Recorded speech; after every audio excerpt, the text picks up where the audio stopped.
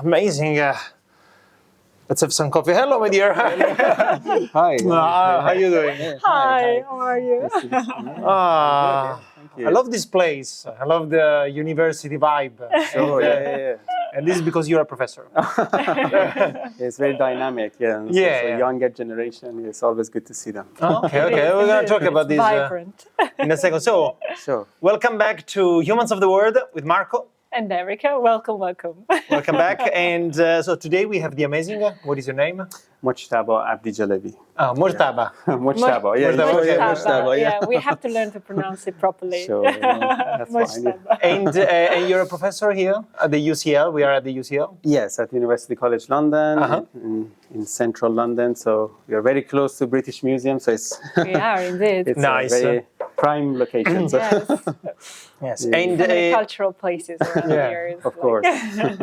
And you're a professor here, right? Yes, I'm a professor. Okay. Yeah, in material science and in the Institute for Material Discovery. And I joined UCL in 2019. So you're not making this up, right? Huh? You were here doing something else, not cleaning, and I'm a professor. Yeah, of course, yeah.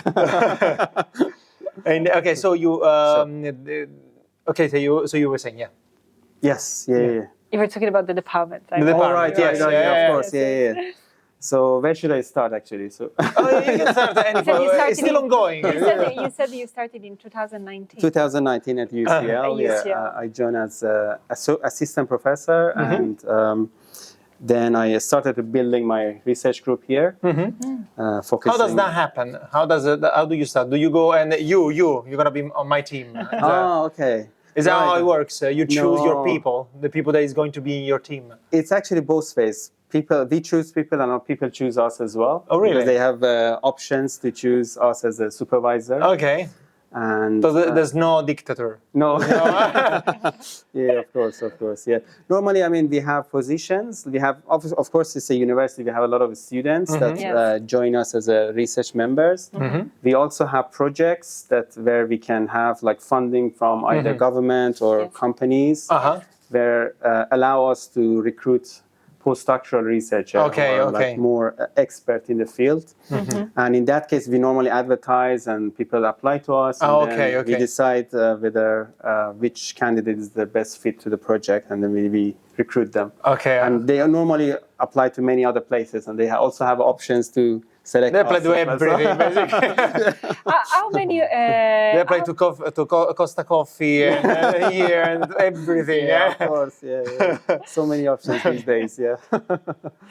How many people are in your research group? All right. So just to have an idea. Yeah. In my research group, I have 8 PhD students and 2 postdoctoral researchers, and also on average, like 12 to 14 master students who are working in my group in a 4 to 6 months research project. Oh, wow. Okay. Per year, yeah. Do you like them? Yeah. Was your selection good? Yeah. What were the criteria upon which you selected those people? Right. So, first of all, I mean, depends on which level I'm selecting, but normally the most important aspect is their motivation, whether they're willing to learn a new topic, and also. Have you ever had someone at the interview saying, "No, I don't want to learn"? I applied, but that's the skill that we need to have to see the motivation on the background. So normally everyone will say, "I am very motivated." Yeah, exactly. But that will be reflected on their application, on their research proposal, and how they talk to us in the interview. So that will sort of show. Is it something that you see like straight away? First interview, you kind of, it's true that you go for the research. Right. To the practical research they did. Exactly. But is it something that takes like more than one interviews to be? It's actually especially for like PhD and postdoc, because it's like a longer term recruitment. So it's very important we select the right people for the project. So normally we do a couple of interviews, one informal chat and one formal chat. because it's not, as you mentioned, it's not easy to just find out whether the person is motivated. Yeah, exactly, true. Just based on a half an hour interview. And sometimes the interviews, after COVID, most of them become online. Yeah. Oh, wow. And even more Yes, difficult. yeah. Harder. It's a different Yes. energy. Yeah, Yes, exactly. It's very difficult to understand. I do the same every morning with Erica. I test, I test her inclinations for the day, Sure. and Do you like the topics we are going through today? yeah, and she sends me a resume the night before, so that the morning after I can review it and assess it. Endless interviews. Yes, so I understand the process. Sure. Okay, so are you from the UK? No, Originally? Yes, I'm originally from Iran, in the Middle East. I came to UK like about 10 years ago.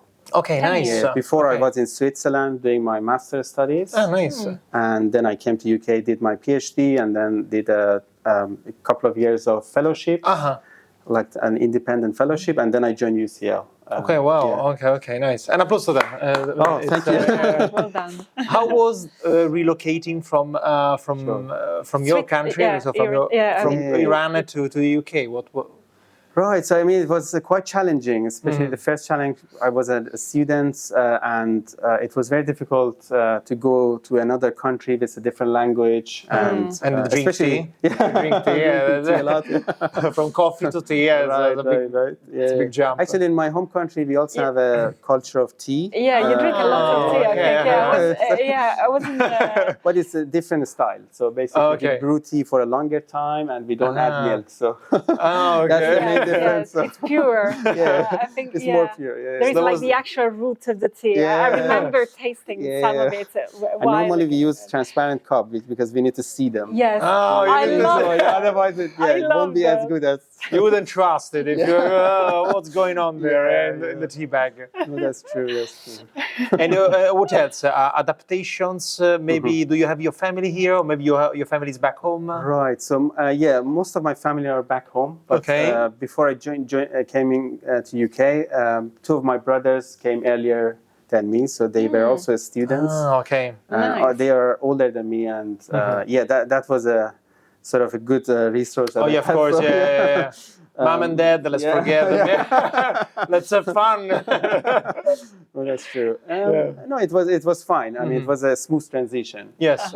I would say the initial transition from Iran to Switzerland was a bit more difficult because that was the first part. First part, but after moving outside, Switzerland to UK was quite smooth. Yeah, because you were already outside. Already been experienced because that were quite an international sort of experience. A lot of people from many different countries, US, Asia, Africa, etc. So it was give me some confidence. Wow, I love that. Yes, very international already. Exactly. Yes, That's a good thing about universities. Oh yeah, absolutely. And applause about this because I mean, thank you. We are humans of the world. What's better than a multinational, multi-international environment? Okay, good. And so you've been studying energy. Yes. So why did you choose energy in the first place? Right. So basically, I'm a material scientist. So I started my studies in material science and engineering. And at the end of my undergraduate, I chose a project related to energy.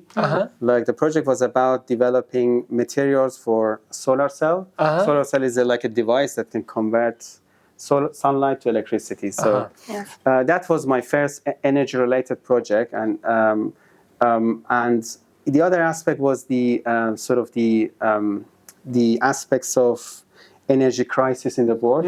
That's also I found it a global challenge during that time, and it motivated me to study in this field and sort of hopefully to be able to contribute to solving some of the problems that existed in the energy landscape in terms of generation, in terms of storage. So these are the major two parts that I mean, actually, if you think the solar, it's every day, even when it's cloudy, right? Exactly. Is there much difference in energy that you can get when it's cloudy and when there's when there's a clear sky? Of course, there are differences, but it's not that significant. So it still makes sense and economically viable to use solar cells even in a cloudy environment like in the UK.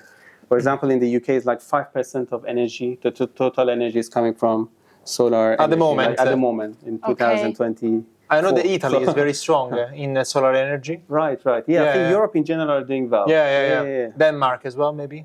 Yes. Germany, Denmark, Italy, UK, they are quite doing well.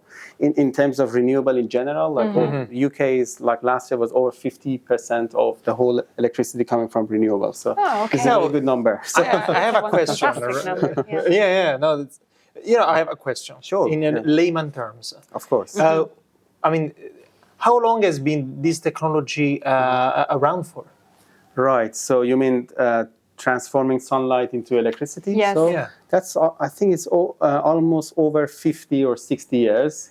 But, it's at the beginning, it was like a niche technology because it was super expensive to make a solar cell. So if I want to tell you in terms of price, I think it was $300 per watt. Okay. At the time of the early development, and nowadays it's $0.1 per watt. Wow, you can imagine the huge change in the price. Much more affordable. Yes, so why do we still pay the energy bill? I mean, that would be the follow-up question. How can we transition to 100%? I mean, but that's it's a reasonable. Do you have the answer? Right. I mean, there are so many answers. So one of the things is, so it's not just about the utilization of the solar cell, like sunlight into electricity. It involves a lot of different aspects. So apart from a typical solar panel, so you also have some other system costs like inverter, etc. These are all having some costs associated to production of the energy. But in the long term, yes. So basically, the life of the solar panel at the moment is like about 30 years. So they can normally bring back the production and operational costs within a couple of years. So it's a good investment. Wow. Yeah. Yes. But do you think, and this is a panel, right? Yes. This is a solar panel. Let's talk about this. Sure. And this one as well. Yeah, there are two different technologies. I mean, let's talk about this one, which is very small. Right. Can you put these on can you cover a car with these? Right, yeah. This is actually a building block. So normally when you have a panel, you have many of these that are connected in series that make a large panel. Oh, wow. So this one is actually a very novel or niche technology that's it's very close to the market. So it's based on two different materials, so-called silicon and also a perovskite materials. So one side is silicon, this side, and the other side is covered by perovskite material. So the reason we have two different materials, two different technology combined together is to boost the performance, because each of them can cover or absorb a specific part of the sunlight. So that makes the whole panel more efficient. So with the same area, you can get more energy converted to electricity. Is this the first time these two materials are put together, or is it already widespread? It's not in the commercial setting yet. So maybe very, very niche. Maybe just this summer, one of the company, actually is based in the UK, so-called Oxford Photovoltaics, announced the news that sort of press release that they have given this sort of technology to US markets. So it's very sort of relatively recent in terms of this specific technology. Yes. Wow. But the other technology, which is silicon, this side, is relatively been there for over 50 years. So this how is does the that work? Do you use the same panel, and does it have to turn after a certain amount of time? Right. So no. Basically, it's the same panel. So it's always sitting on the same side. But what happened is that the top technology is transparent to a specific wavelengths of the light that allow the other part of the light to penetrate and absorb by the bottom cell. So basically, we have two top cell and bottom cell. Right. Wow, very intelligent. This is the silicon part. No, this is the perovskite part on the top. Which is the one at the top. Absorb the high energy photons, and the silicon low energy. Exactly. And how much energy can this capture? I mean, can you run a dishwasher with this? If you charge, I don't know, for an hour. Right. So it depends. I think this sort of panel can have a couple of watts as an output. So you might need. I'm not sure about how much energy a dishwasher requires, but potentially yes. And can you instead cover buildings? Can you cover buildings entirely, even the windows, on other materials, and so power the rest of the world with solar power? Actually, this is a very good question, because in order to go to sort of next generation of this photovoltaics to be sort of widespread, we need to increase integration. So integration means into the buildings, into the cars, into the agriculture. So photovoltaic can allow this integration compared to some other renewables that might not be possible. So one of the integration, as you mentioned, is like for the building, which we call it building integrated photovoltaic, or BIPV. Okay. So you can use the photovoltaic as solar as windows. You can use them as a rooftop on the roof, and you can also use as the body. So basically, for that, you need a specific technology that can operate under the diffuse light. Because for example, for silicon technology, which is normally now it's the dominant technology, it normally only works when you have a direct sunlight exposure. Oh, okay. But if you want to put it on the buildings, because you don't have always the direct sort of sun capture, you need a technology like perovskite or some organic photovoltaics that can also work on these scenarios. Okay. But the other aspect is the car integration is also very popular. I've seen some recent and this will be for the car, because you can get the light even with a different degree rather than 90, right? Exactly. Yes. Yeah. So it has already been into the sort of some demonstration in real cars. So I've seen it in the market. I can't remember which car company it was, but it's coming to the market. Nice. Very soon. What about the other one instead, which has like a LED light, as you were explaining to me So is this powered by? So now is this converting now and already using it? Yeah, exactly. So it's already using it to turn on these LEDs that are installed here. So yes, do you need all of this panel just to power this? No, actually, just a tiny portion, because if I cover my hand here, you can see this is still working. And this is a single junction solar cell. So basically, this one is like a multi-junction. You have two absorbers, two technologies together. This is only one single technology, but it's the latest technology at the moment that we are still working in the lab as well to even improve it further. But this is a technology. You can even put it like that, so you can see it. Oh, maybe yes. So basically, this technology can work under diffuse light, or even can work under synthetic light. So in the room light, for example. So now, even if I put it like this, you can see like that one basically. Just is different, but they can both catch the light, not directly. Yes, exactly. So silicon cannot, but perovskite, the new technology can, which is the major benefit. So we call this technology also useful for indoor photovoltaic, which you can use them to, for example, in using for a backpack or for any. So we call it also for wearable electronics. So you can put it on a clothes and then charge your phone while you're walking. I want to say, actually, you brought something. So I should walk around. Talking about backpacks. Yeah, let's have a look at that. We can have a look at it. So I should walk around with like a radioactive charger. Some of this panel, because this panel can also. So you're the man that is transforming people into. Walking power banks. If you're interested, I can. That's gonna be the title of the episode. Actually, talking about walking power banks, maybe because we were discussing together, you were mentioning about what if while walking, everything it can be powered. But because this was another different technology. Different technology, but we're gonna talk about that. Yeah, sure. Later, so yes, this is exactly the same. So basically, this let's now turn it towards the camera so they can watch it. Now we have a solar doing everything for you. I mean, I'm not interested. I mean, I just call Erica and I go, Erica, have you got the power bank charged? And this is technology for you. I mean, I'll never use it. So basically, we call it a solar backpack. So as you can see, there is a solar panel in the front side of the backpack, and it's flexible. So you can see you can do it anything you want. So it's still. There's no damage. So you can make jackets. You can make blazers. Exactly. You can put this on your blazer or any places. So We call it wearable electronics. Your underwear. That I'm not sure. Yeah. Babe. Yeah, but it needs to have some sun or some light exposure. There's no sun. And then this has connection inside the back to like a battery bank or to some battery, charging the battery, and then you can use that battery anytime you want to charge your phone or iPad or anything. So yeah, this is just one example that how this solar technology can be implemented into real products. Does it have to be for all of these panels?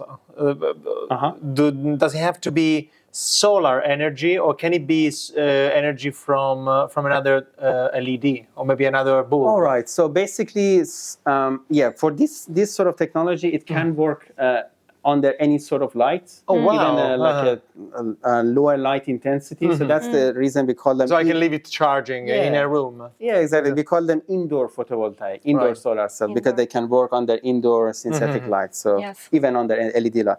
Of course, the efficiency or the output would be a bit lower compared to the sunlight, but it still works. So it's still okay. What's the efficiency compared to the solar light? Right. So the solar light will be 100%, let's say. Yes. And what will be instead compared the other? Maybe 50. We have actually different metrics to measure the efficiency of this panel. That's based on how much energy is received, based on the intensity of the energy. So that's the metrics we use. Like for example, in indoor photovoltaic, the records efficiency is about 43% or up to 45% of indoor light conversion. Wow, okay. But in the outside, it's depending on different technology, it can go up to 27% or 34% if you use the tandem, for example, structure. It's even higher. Because I mean, something else that can be done as well in the meantime. Yes. It could be that some energy can be produced by these. Right. And used as the main light in the room. And then the main light in the room can still charge those ones. Or maybe charge other... Maybe you can charge TVs and tables. Maybe can we have dinner tables made like this? Yeah, there are some products that are using this as like for decoration. Yeah. Because the other good thing about this the new technology is you can also tune the color. So basically, you can tune the color to become like red, orange, or blue. So it's also you don't have to have black. We're not gonna. I mean, 2050, we're not gonna live in a black city, right? With black houses and black skyscrapers, right? Exactly. Yeah. We can have colors. Yeah, you can have colors. So that's the reason it's very appealing for like buildings, for the architects, because they can make the buildings very colorful. On the other hand, they can also make the buildings sustainable. All right. Because they can also create energy. And plus, the black should be the one that can attract lights the most, right? Yes, true. Yes. Yeah. But you sacrifice a little bit on the performance, on the how much energy you get, but on the other hand, it's more beautiful. So. Oh, yes, yeah. And they say the ones who try black, you never go black. You never go black. Sorry, that's a bad joke. Yeah, of course. Yeah. But it's related to that. Okay, and have you implemented any of those technologies in something, and what are the results? Do you have something in progress at the moment? Right. So in my research group, we are focusing on. So one of the sort of challenges with this new technology that you can see here is their durability, their lifetime. So the new technology. When I'm saying new, it's been there since 2009. This technology based on perovskite. So there have been a lot of efforts, including my research group as well, that are focusing to make them more efficient and also make them to increase their lifetime, so they can last like more than 10 years, more than 20 years, like silicon technology. You know, sometimes you do like a 20% of the effort, and you achieve 80% of the result. Right. And sometimes, in order to stretch the ability of something, you need to go for a long run, right? Right. Do you think that you have achieved these 80% already? And maybe in order to perfect this technology, it would take maybe another 50 years. So maybe it's not necessary. But maybe it would be better instead to start using it. Sure. What do you think? I agree with you. So I think this technology is very close to the market. So it's, as I mentioned, it's very close to perfection. Yeah, it's very close to the perfection, as it's already been to some extent, but it's very small, but it's still already been accepted by some companies in the market. So I'm very positive about the future of this new technology, new solar technology that can provide more efficient, on the other hand, less costly, so more affordable, clean energy. Of course. So yeah, I think from my perspective I'm very positive about this new technology, as it's already shown its performance that can even surpass the previous technology. On the durability, there have been a fantastic works have been done here in the UK and all other around the world to make it durable. So how long does it last? Let's say that we cover a building with one of those. So at the moment, it can last, based on the predictions, is 10 to 15 years, like a warranty. But one difficulty for this technology, for the policymaker, the governments to also trust on this is the lack of the field test data. So that means when you actually put them in a solar farm and watch the performance in the real world scenario for like 10 years and see what will happen.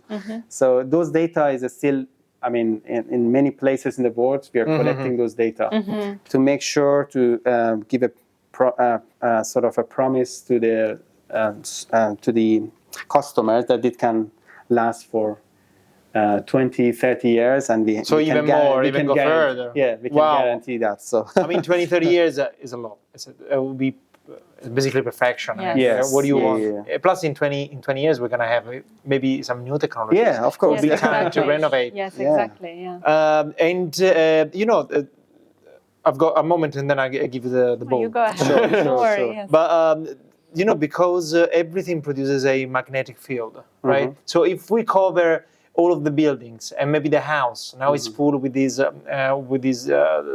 panels, connect converters, are we at risk of being basically ultra surrounded by this magnetic field, like electric cars, right? They've got all of these batteries, Right. which is great because it is green energy. Yes. Thumbs up on that. But then I drove a Tesla for like 7 hours from Washington to New York. And at the end of the trip, we were a bit, we are weird already, but we were weirder. We felt like we've been through something that didn't happen with a petrol engine car. Sure. Yeah. Do we have this risk? That's a very good question.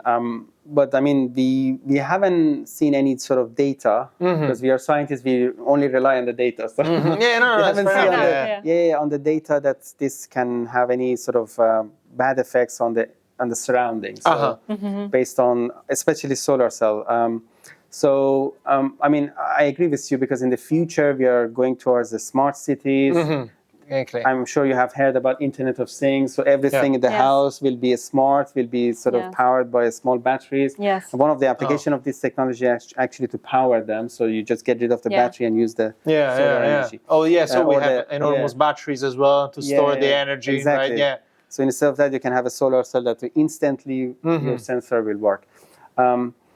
But yeah, I mean, we will be surrounded by many of these devices in the future, or we already been surrounded by some of them. So, yes, we are. how they impacts on the health, I think it's a very good topic that need to be studied very carefully because we need some sort of actual data to understand whether they actually impacts on human biology. When you are exposed with, like, let's say you have a solar cell on your clothes and you're walking with it for like 5 hours or running and see what will happen to your body before and after, so then we can judge whether especially when you have in houses and even around the city you've got you're surrounded by 5G and maybe soon 6G Wi-Fi routers, and maybe this amplifies even the magnetic field, so you don't know what happens with all these ripple effect of magnetic fields. Are we? That's just. I imagine there is research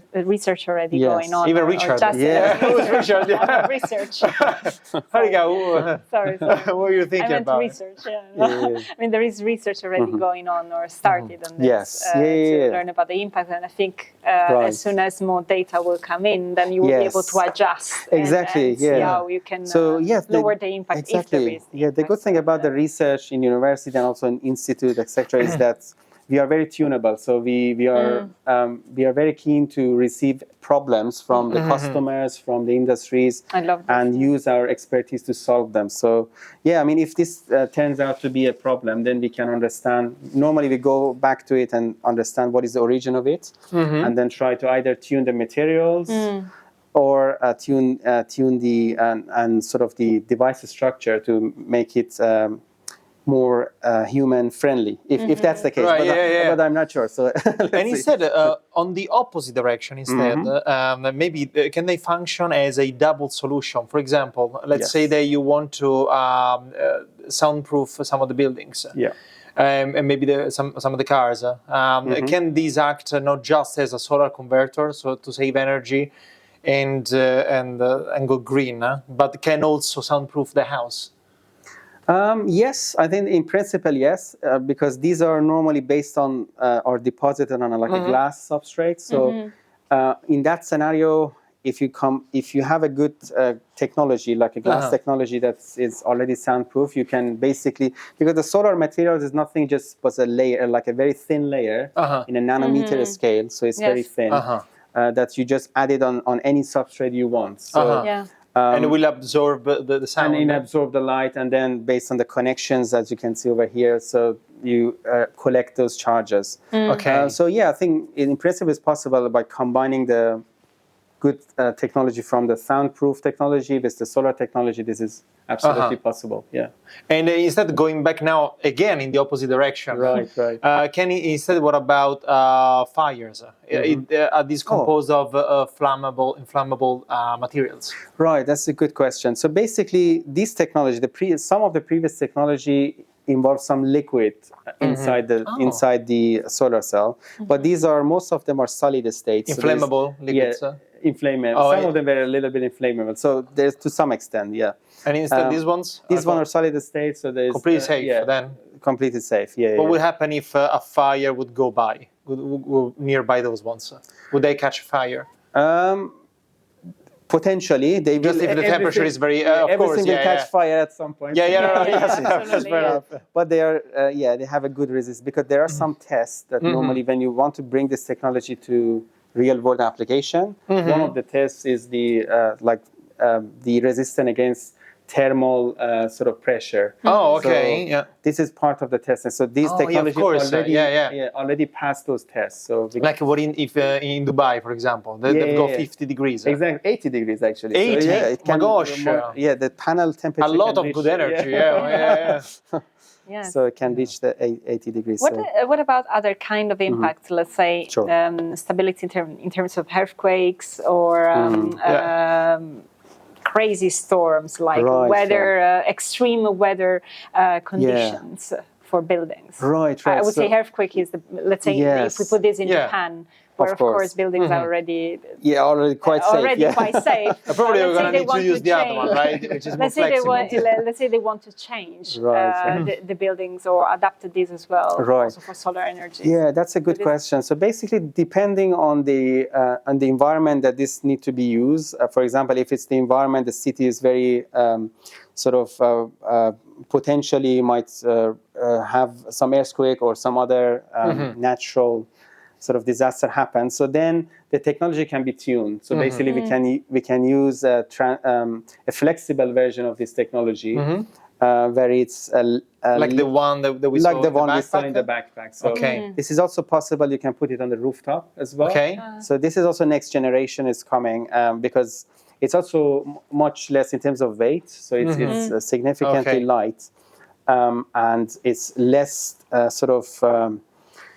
it's more resistant compared to such natural disaster. But the other aspect is how is the recyclability, and whether what will happen if they expose to sort of the natural, like to the soil, etc. If it's any damage happen to this. So there are a lot of studies at the moment that looking at them. What will happen, for example, as there's a leakage of this to the soil. And in general, there might be some impacts, but it's very subtle based on the studies.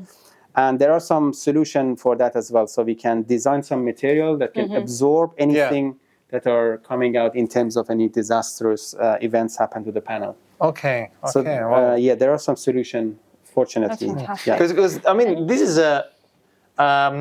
this glass, tempered glass? Yeah. And do we need this tempered glass, or can it go on something? I mean, this is quite light as well. Relatively light, but it can be even lighter if you replace this glass with like a flexible substrate. Yeah. Can you power a laptop with something like this? Like if you have the laptop lid in this material? Depending on laptop how much energy it requires, potentially yes. In the electronics at the moment, some companies like Logitech, etc., they already released some accessories which have a small panel on it, and it power, for example, the keyboard, the mouse. Oh, okay, so I'm not sure if you have seen those products, but it's already in the market. So you can use them to power some small devices. But for the laptop, obviously, a little bit more energy required. So yeah, this size panel potentially. I think something that I would love to have is a the laptop cover.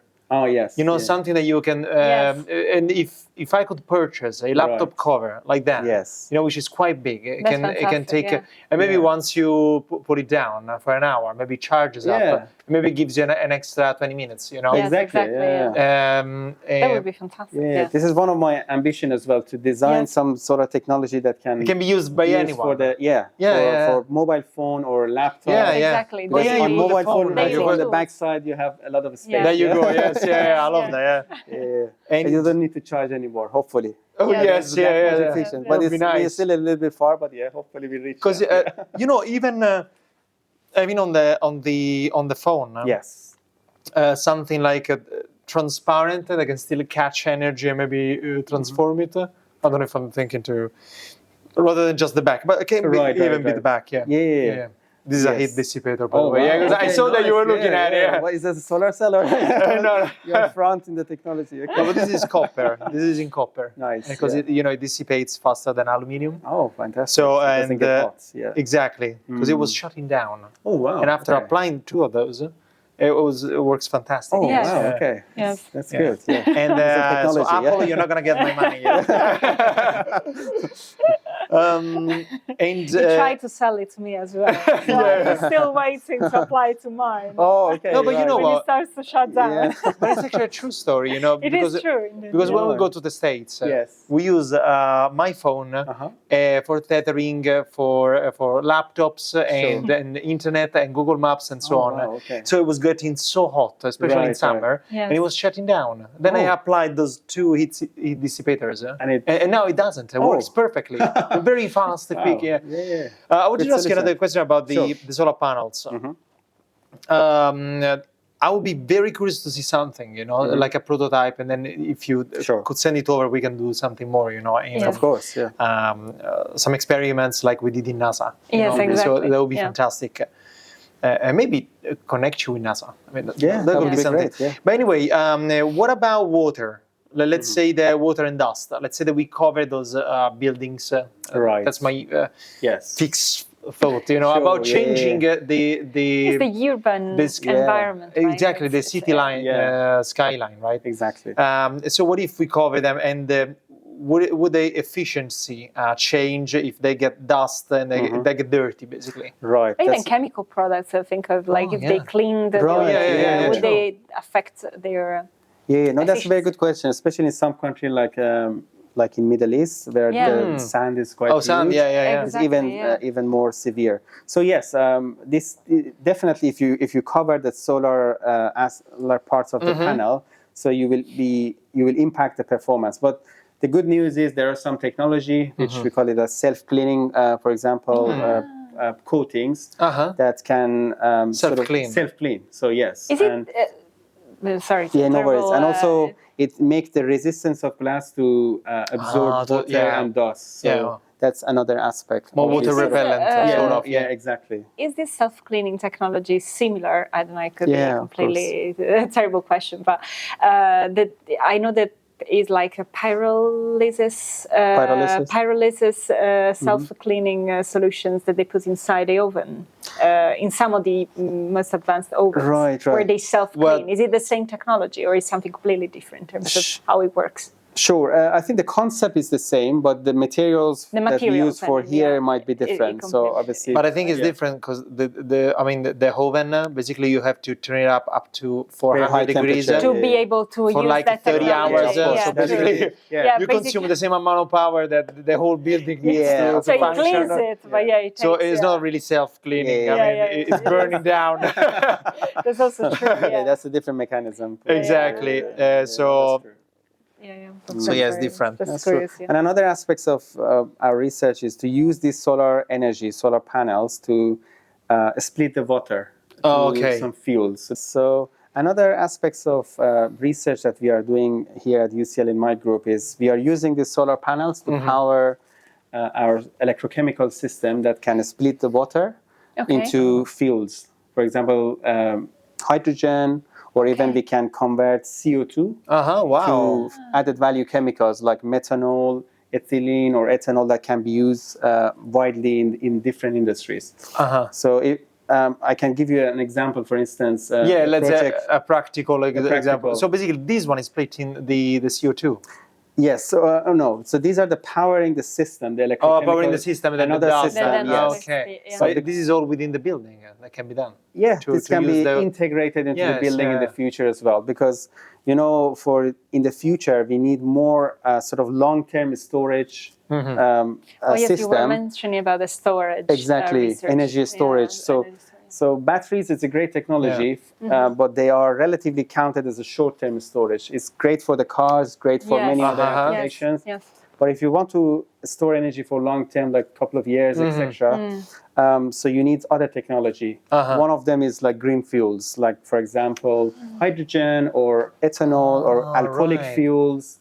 Rather than a battery, the way that it's working now. Yeah, exactly. So because they are solid, so you have them there, and then whenever you want, you just use them. Yes. So wow. So at the moment, many countries are building their infrastructure towards this new sort of generation of the fuels. And the other aspects of it's very important for the environmental impacts, right? So one of the reasons that we are having a lot of sort of global warming and issues with the sort of climate change is coming from this sort of storing. The way that we store and also the way we produce energy by burning fuels, fossil fuels. Oh yes, creating so many greenhouse gases. So this method would have a positive impact on this can be actually environment. This can provide a negative carbon footprint. Okay, nice. That's fantastic. So basically, clear the atmosphere. Basically. Exactly. Yes. So it converts it got the CO2 from either directly from the air or from like some energy intensive industries that produce a lot of CO2, and this CO2 can be converted using our system that is powered by green energy like solar to added value chemicals like methanols or ethylene, for example, that can be used again like a fuel cell that can produce electricity. So it's like a carbon circular economy. So that's, I love this. So it's and in general, if we have also done some life cycle analysis. So that means you look at the system based on what material you use, where is your CO2 coming from, where is your energy coming from, and at the whole picture, you will see whether this is like energy efficient or whether it's in terms of like the how much CO2 is in general, whether it's like a positive carbon footprint or negative carbon footprint, or is like a net zero. Yes, Was this? No, you go ahead. Sure? Was this easy to build, or what was the first roadblock after which you said, "Oh wow! After this, now I'm taking off with the project."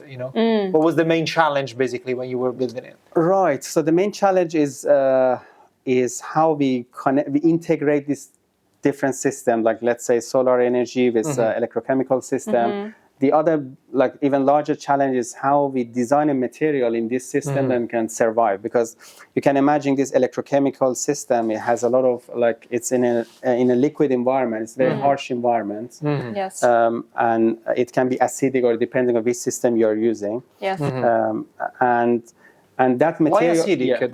Does it conduct better the energy? Electrical energy, does it convert better. Yes, yeah. So it's also helps with the charge transfer from the material to the system. So yes. And yeah, so the durability of your material that you design, we call it the electrode materials that are acting as a catalyst to sort of split the water, is very important. So that's the project that we are doing. Our project, so-called, is next generation of electrochemical system for carbon capture, conversion, and utilization. Wow. Using green energy, like solar energy. Wow. So that was the main, and after you decided what kind of materials, what kind of acidity. Yes. After that. After we optimize the condition, we are now at the stage of the project to put it in like a pilot line or a prototype. So we are developing a prototype. So our prototype will be installed in like a high energy intensive industry, like a steel industry. Actually in Italy. So wow. Whereabouts? So it's so the group that we are, the company we are collaborating with is in close to Rome. Oh, okay. Yeah. Wow. I'm from oh, wow. Okay. So, and they have links in Italy to steel industry who will test this system. Wow. In the pilot line. They're not testing it. They're probably eating pizza on the beach. Yeah, it's all done. It's all been done. Right. Actually, right. Just one follow-up question on this. Yeah, you go ahead, so you've got green light on. Please, go ahead. Yeah. And what about, because the rules for liquids are the same for gas, right? So have you ever considered using, instead of acidic liquid, maybe a gas? Is it the reason why maybe you wanted to switch batteries to hydrogen? Because it goes it can go in both liquid and gas. So basically, the process involved, we call it the water splitting process. So it's you need to have you need to have water in the system, obviously, to split it.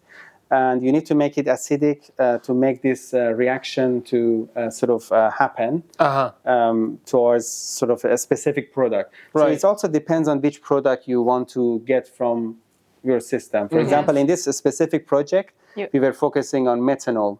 Methanol as our fuels. Yes, okay. But if you liquid want to have liquid, liquid. It's liquid. That was silly. And then methanol has so many applications. It can be, again, methanol fuel cell. You can use it in petrochemistry to make some other chemicals. Or you can use it for transport in like a ship industry. Okay. It has so many markets. So I think, if I'm not wrong, it's 100 million tons of methanols already produced and already into the market, but they are making it in a conventional way, which is not sustainable enough. Okay. Wow. And you mentioned that you were testing this in Italy, but then while we were talking ahead of the interview, you mentioned you were in China. Yes. Just a few weeks ago, right? In December. Was this to test as well in China the same project that you're working on, the same product? Right. So, or is it for a completely different research? Right. No, that's a very good question. So basically, I have a very strong collaboration with a company in China who produce equipment for production of such large panels, such large module. So this is actually a semi sort of size module. The actual module, the actual panel is 1.2 meter by 0.6 meters. So it's quite large. It's almost 3 times, maybe 4 times. 4 times of this one, Yes. And what is important there is we are developing there a turnkey line for producing such panels. So you just turn the key and then you will get your sort of solar panel at the end. And it's very sort of easy to operate. And it doesn't require huge infrastructure compared to the like a dominant technology, which is silicon. So that was my main purpose of being in China. So basically, this panel is actually coming from that company. It's so-called Phonics Solar.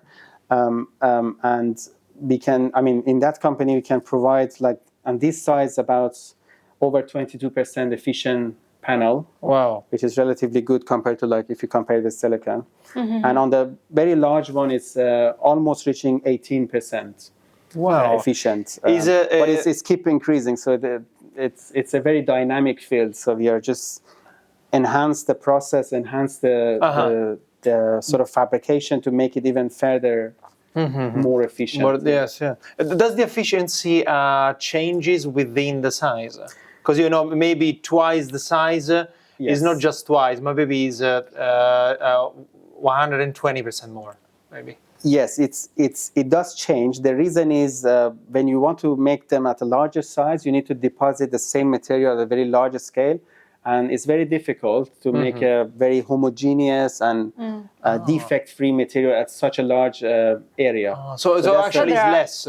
So you have you have more specific, maybe you have more specific efficiency with a smaller piece. Right. So, the efficiency is just a matrix that tell you per unit area how much you get. Oh, per unit, yeah. But obviously, the larger the panel, the more efficient, the more power you get from the panel.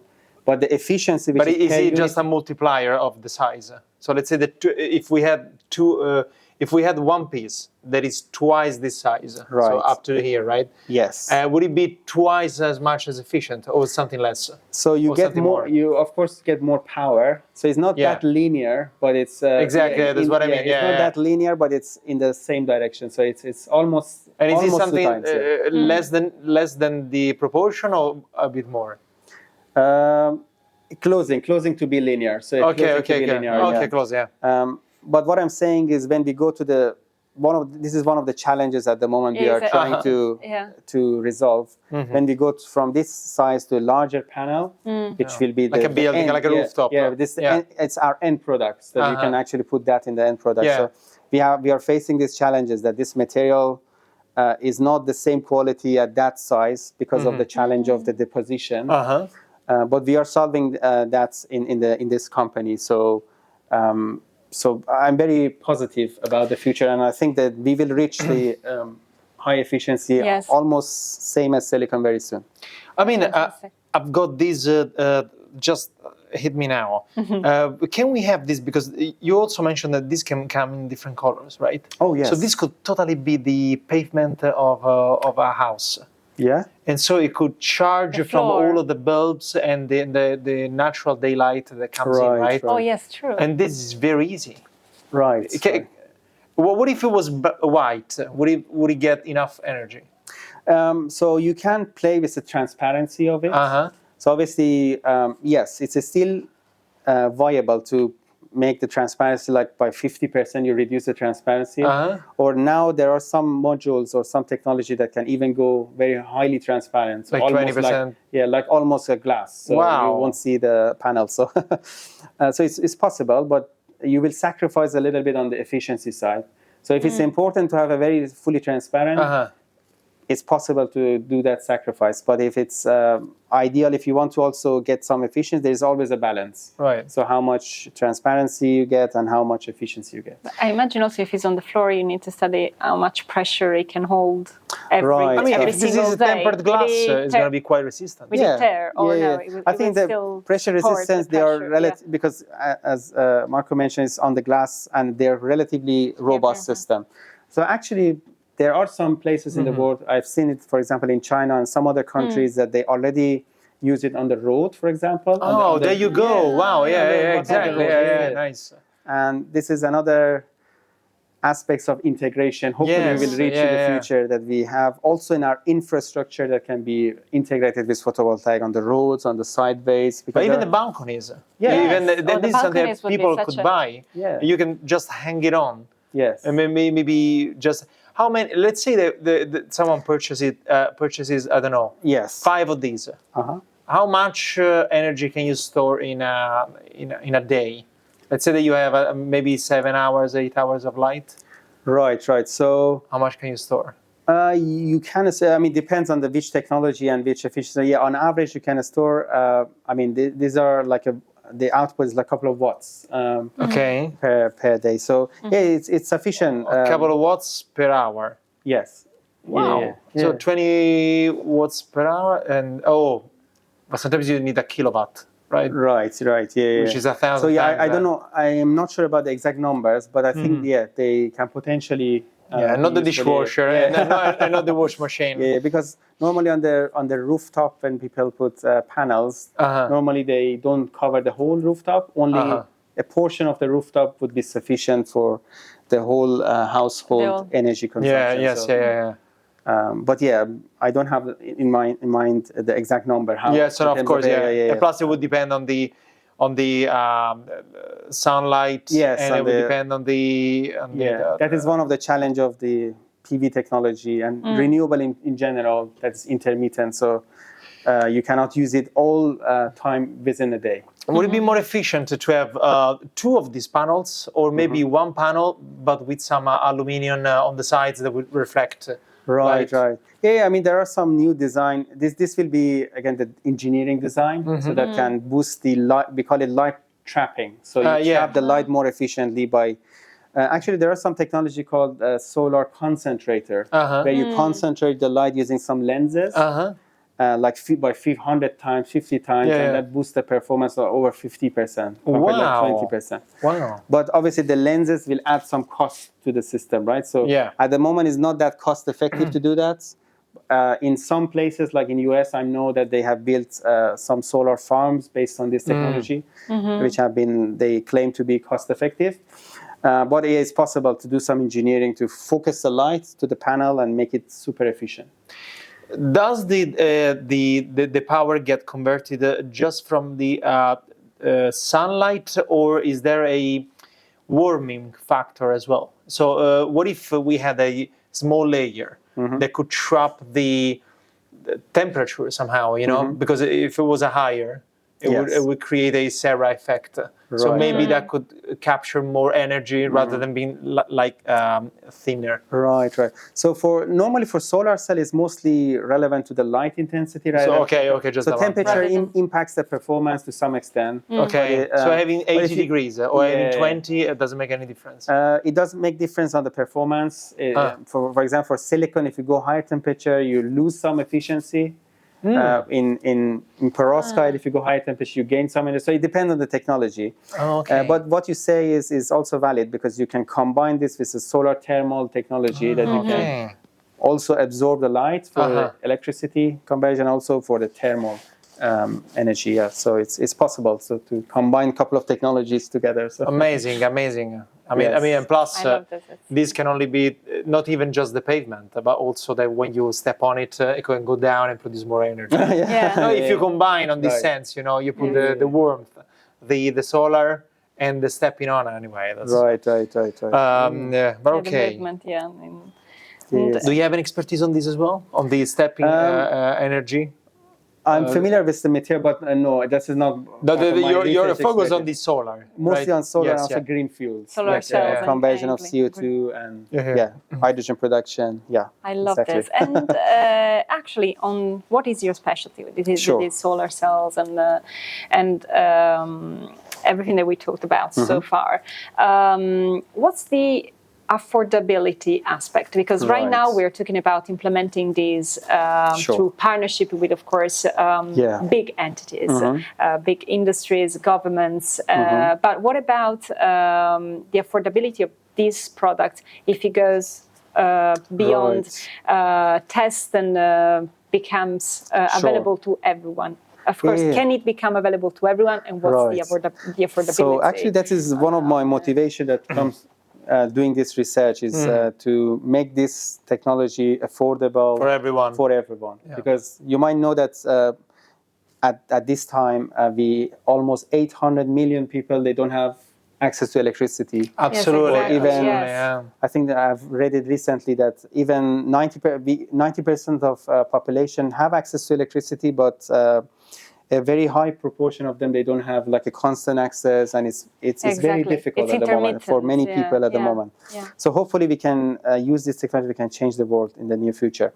But yes, in terms of affordability, coming back to your question, so this technology came a long way since its beginning. So starting with like for silicon, for instance, like $300 per watt. Now it's $0.1 per watt. So you can see the significant cost reduction. And the other aspect that can make it more affordable is to make it more efficient. So the more efficient it becomes, it impacts the levelized sort of cost of energy we can get from this technology, LCOE. So basically, so two aspects. One is the lifetime, one is the performance and scalability. So at the moment, I think the trend is very positive. I mean, it's even better than our prediction based on the previous trend. So it's going very fast, the solar technology, in terms of cost reduction. Now it's comparable in some part of the world where we have more sunlight. It's even cheaper. For example, I think it was in Africa and also in Middle East. It was even cheaper to use solar energy to produce electricity compared to like burning coals or like conventional energy production. So I think it's becoming more affordable, but until it becomes affordable for everyone in the world, we are still needs more progress, more advancement. How many years would you say? That's why you're here for this. Would it be like... We're not going to bring this progress ourselves. Sure, Thank you. Thank you for doing this. I mean, if it was for me and Erica, we would just water and ducks. Right. No, but is it like, let's say... Can we the say current roughly goal, 20 years, let's say? Right. So are we looking at a very, very far away period? Or roughly, like 10 years, 2 months, 3 seconds. Yeah, my perspective saying is couple of decades. I think hopefully by 2050, which is the goal of many countries. We should be around for that, if everything goes according to plan. We're going to come back here. So the 2050 is the goal of many countries to reach net zero. Indeed. So by then, I hope that this technology become affordable. Okay, otherwise we're gonna be back in 40 years, and it's gonna be 20. My phone is still with the same phone. Exactly. Yes. But and beside this, are you working on any other specific small things which instead are already implemented, and because I imagine you work on many different research groups. Sure. I imagine this is one of the biggest research in terms of the weight that it has on what the future will be. But is there any particular research you are working on, or something that is close to your heart that is already maybe being implemented, let's say in London or in Iran? Or sure. Can even be food. I mean, I'm working on having the biggest lasagna. Right, no, that's interesting. Yeah, interesting question. So I think this perovskite technology that I've been working on maybe past 10 years almost. So it's already been into the solar farms in some place in the world. For example, in my recent visit to China, I have seen some panels installed in solar farms, and that was very impressive. That I can see that the research that I was doing, and no one was believing in that technology at that time, nowadays becoming in the real world. Amazing. I only have goosebumps. Nice. And the other example I can give you, it's about the light emitting sort of technology, which have been a fantastic progress. I mean, I've been working on that a little bit because this perovskite material I mentioned, it can be used in many different optoelectronic applications, such as solar cell or LEDs as well. You can see some over here. So, and this is another sort of technology that can potentially make a breakthrough on the lighting aspects. And the current technology, which was not implemented when I started my research, was like organic light emitting diodes that you can now see on your phones, and almost all the phones are these OLEDs screens and or quantum LEDs you can see on television. So, that's fantastic. That was some part of our work was also related to advancing that technology for lighting application. Well, thank you so much for doing that. Well, it wasn't me, but many researchers in the world, so many you and all the others. I mean, like any new kind of these technologies, I never LED. What does it mean? Even you've got it until you dive deep into it. Until you have these conversations. But and. Where is this passion coming from? Was it has always been there since you were like, let's say 13, when you are starting to like very young? Can you explain this to your father and mother? Or do you have a method to explain? Yeah. So basically, when I was in school, I was very interested in chemistry and also doing experiments. So that was becoming my sort of most passion. That became why I become material scientist at the end. How does it fulfill you? I mean, to bring some materials from scratch to a real-world device and then put them in a real-world application, this is very fascinating for me and like a huge drive for me to sort of continue doing this research, continue doing this job. And this is also the field of automation. I think there is a lot. The fact that you see these LEDs not connected to anything. Exactly. Just this is progress.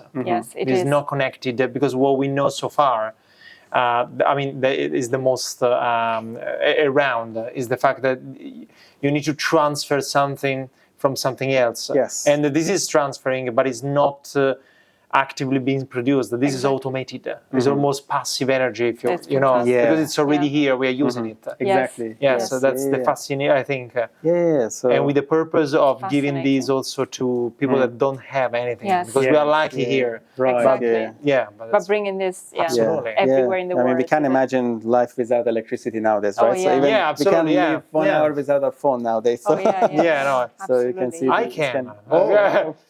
Well done to you. I can even turn it off for a couple of days. Very good. We are more for this rather than the actual I'm phone, very much for this. Who's on the other side of the phone is very gone. good. Well, that's a good skill to have. Yes. That's fantastic. But Okay. My dear, you've been fantastic. Oh, thank you so much. Thank you so much for the interview. Thanks a lot. Thank you. Fascinating. Nice talk. Nice discussion. Interesting. So, you know what I want to know now? Yeah. I want to know who's next. Oh, okay. Looking forward. Yeah.